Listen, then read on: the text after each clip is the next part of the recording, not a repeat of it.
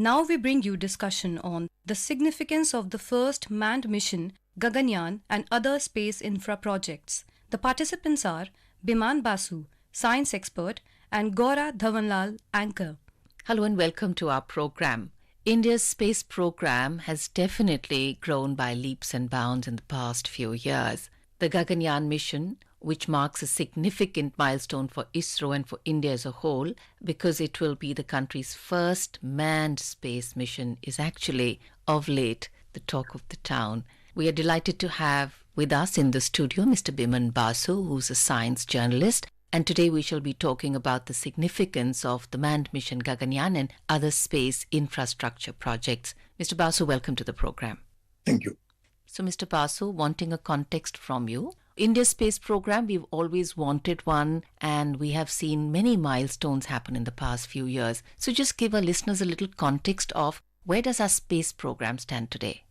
Actually, India's space program started as early as 1963 when the first rocket was launched from Sriharikota.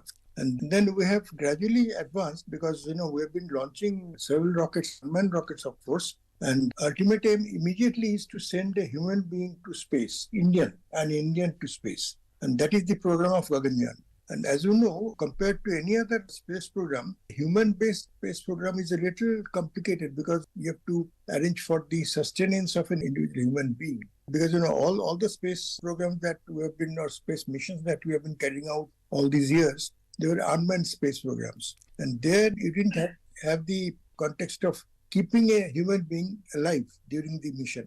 So a human mission immediately involves the question of sustenance of a human being in space, and then of course keeping him healthy and all these things. So that makes it a more complicated than any unmanned space mission. And India, for the first time with this Gaganyaan mission, is going to take up a mission with human being going to space on an Indian spacecraft.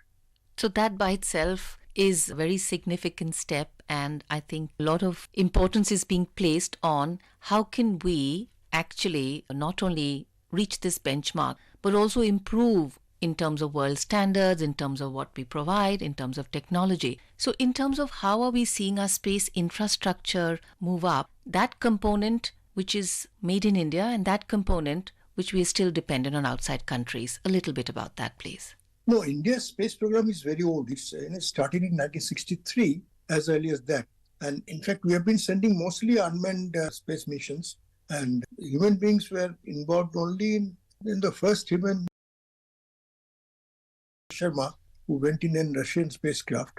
And after that, we didn't have any manned human space missions. And all the missions that we have already carried out are unmanned space missions. And the main difference between a human-based space mission and an unmanned mission is that, see, if you send a human being to space, there is a big question of human survival and keeping the person healthy and, in fact, able to work in space. Because, space offers a totally different environment than Earth.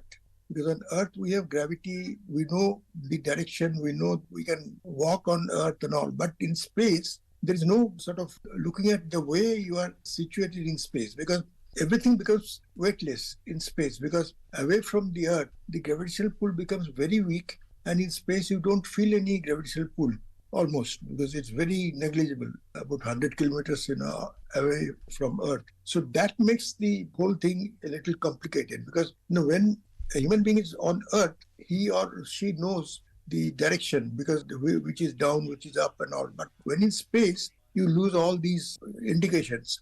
Just wanting to come in here and understand from you, Mr. Basu, the Prime Minister has repeatedly focused on the Make in India and the Made in India component. So the indigenization of our space infrastructure, where have we progressed in that direction? So India's space program is very old. It started in 1963.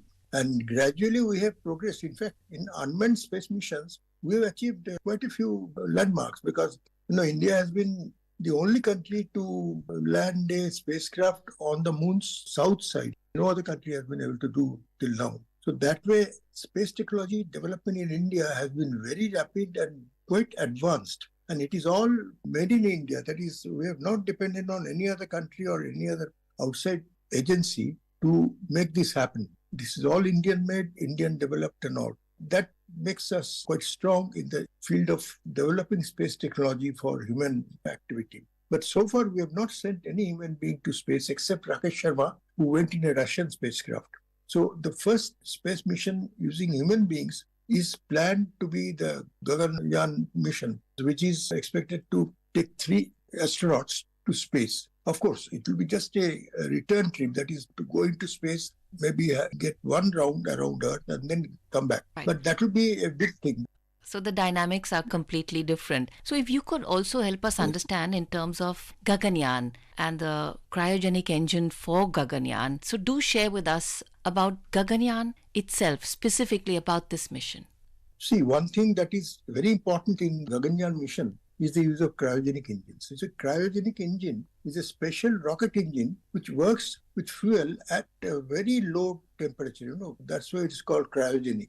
And it's very difficult to sort of keep, because normal Earth temperature is about maybe 25-30 degrees. But the fuel that is used in Gaganyaan, it is sort of liquid oxygen, liquid nitrogen. That is, it's minus 280, 270, something like that, which is very difficult to maintain or keep, because when you have a container with content at this temperature, it is very difficult to keep it at that temperature for a long time on Earth, because Earth temperature is generally average 25, 26 or 30 degrees. So that is a big technology which needs to be developed before you develop a cryogenic engine. And India has successfully done it, because its Gaganyaan mission is basically aimed at cryogenic engines, because cryogenic engine has the advantage that it uses less fuel for the same power, because for the same kind of thrust, you need to use much less fuel.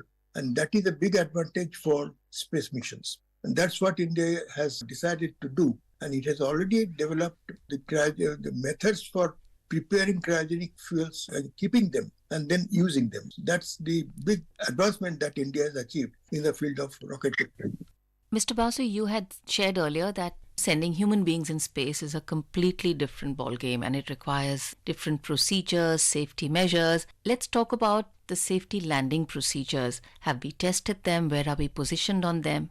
You see, safety landing is a technical thing, but it's not difficult compared to other space missions, because, see, once the spacecraft enters the Earth's atmosphere, then it is taken care of by the Earth's atmosphere. Because we know that once the spacecraft enters the Earth's atmosphere, then it faces the resistance offered by Earth's atmosphere, and then it uses antenna, that kind of umbrella, to sort of slow down the speed and then land mostly on sea. So that India has achieved already, because in several missions they have sent human beings in suborbital missions and then brought them back safely and to land on oceans. So that India has done, and it's quite expert in that. There's no problem.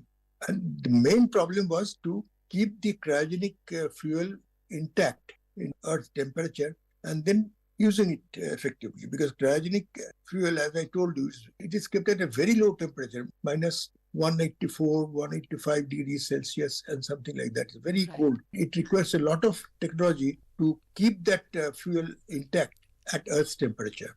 Mr. Basu, it's a 3-day mission. So what's the plan of the Gaganyaan mission? Anything particular that they want to achieve? The primary objective is to send a human being to space. India has sent a lot of spacecraft to space. I think there are several missions which have successfully been completed in space. But sending a human being to space has a different connotation or different dimension, because the human being is a living being, and to keep him or her living in space is a big technological problem. Right, which is what they're going to see. And check the parameters and everything.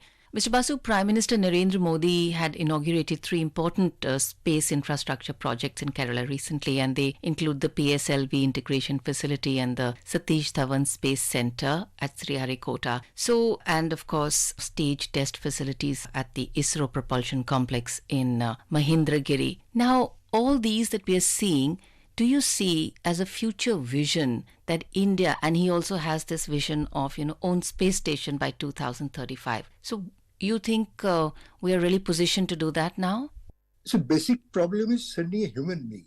So we have sent, I think, maybe more than 100 space missions to different orbits.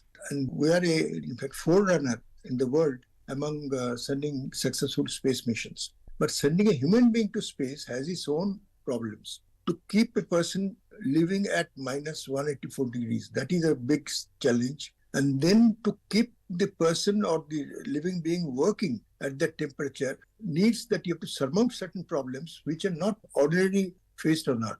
And that also at a very low temperature. That is a big challenge that the Indian scientists had to face to plan this Gaganyaan mission and then to design the different technologies or different facilities which were necessary for the commissioning of this mission. Right. So, Mr. Basu, is there anything in addition to the fact that, yes, the primary aim was to send a human mission? And is there anything in specific that you would like our listeners to know about India's space infrastructure and the program and Gaganyaan? No, India's space infrastructure is very well developed and well advanced. But we have been launching rockets since 1963, and we have sent space missions which were successful. So these kind of significant achievements have been there on India's part. And India's sort of capability in space technology is quite advanced and the world knows about it.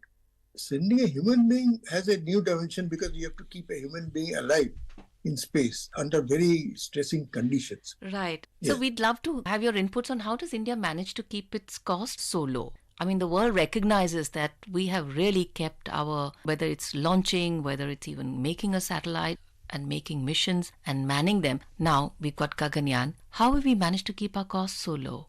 No, there is a very simple reason because our costs are low because our manpower cost is low. You see, when we manufacture something in India, the human cost, that is the cost that we spend on human expenditure, that is labor cost or other cost, that is much lower than what they do in other countries. So that makes it a lot cheaper in India than in other countries. That is a big factor in reducing the cost of our space missions. Because most of the things that we do, equipment is manufactured in India, they're designed in India. So all these things are Indian produced. And the cost of production in India is much less than in many of the advanced countries. That makes the cost much lower than what they see in other countries. That is one of the main reasons that our cost of space missions is so low. In terms of our space policy, do you think that we are sufficiently advanced in terms of our vision of envisioning a future space program for ourselves? And what are some critical policy measures that have already taken place? India has been using space technology since 1963. It's a very old country in terms of using space technology. These involve technological breakthroughs which are difficult to sort of achieve and then sustain. And India has been able to do these things quite successfully. And that way, as far as space technology is concerned, our development has been much, much better than many other developing countries and even advanced countries. Because, India has been the only country to land a spacecraft near the South Pole of Moon, which no other country has been able to do. And landing a spacecraft on the South Pole of Moon has its own advantages, because it can reveal many things which are not visible or detectable from any other part of the moon. Absolutely. That was a very remarkable feat. We're a young country, Mr. Basu. So how do you think we can actually get young people interested in our space program? Getting young people interested in space program is basically, of course, media publicity. That is, you have to reach out to the people to sort of entice them to join space missions or to be interested in space missions or to study technology used for going to space. So it's a question of education, basically. Because unless young children get attracted to going to space or knowing about space, this cannot be done. This India has been able to do quite successfully till now. Absolutely. Mr. Biman Basu, thank you so much for joining us on the program. You were listening to a discussion on the significance of the first manned mission, Gaganyaan, and other space infra projects. The participants were Biman Basu, science expert, and Gaura Dhawanlal, anchor. This program was produced and presented by the News Services Division of Akashvani. You can listen to it on our mobile app, News on AIR. This program is also available on our YouTube channel, News on AIR Official. You may share your feedback about this program through email at airnsdtalks@gmail.com or WhatsApp on 9289094044. ये आकाशवाणी है। चर्चा का विषय है